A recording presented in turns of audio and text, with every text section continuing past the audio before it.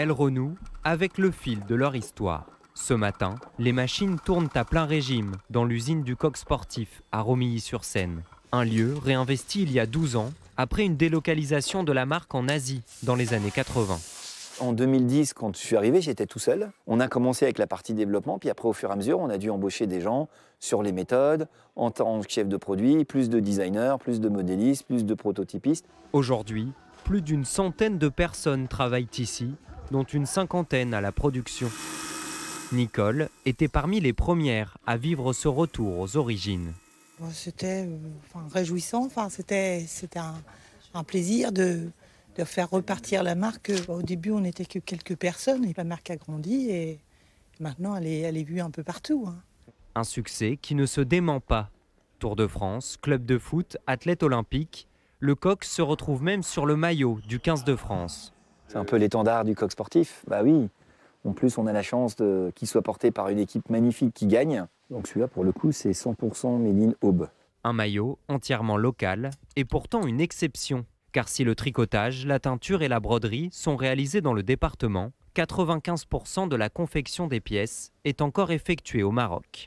La marque se développe aussi rapidement et on a dû, en 5 ans, faire embaucher chez notre partenaire marocain plus de 1600 personnes en confection pour pouvoir assurer nos productions. Ce qu'on ne pourrait pas installer aujourd'hui en France, d'une part parce qu'on n'a pas l'espace, d'autre part parce qu'on n'a pas les gens. Pour multiplier sa capacité de production en France, l'entreprise a décidé d'investir dans un nouveau bâtiment d'abord. Tout le rez-de-chaussée jusqu'à l'atrium, ça sera l'extension de l'atelier de confection.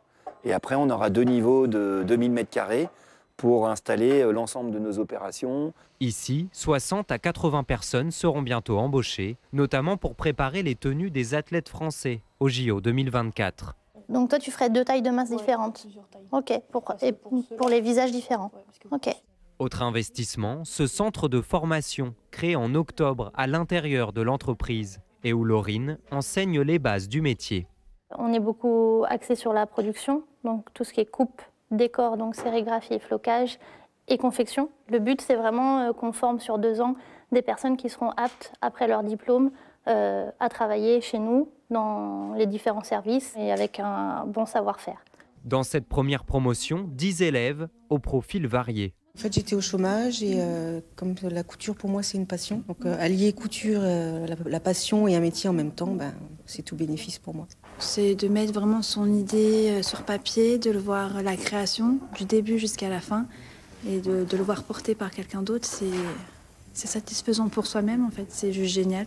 Au programme, 2 jours par semaine de théorie et 3 jours à l'usine.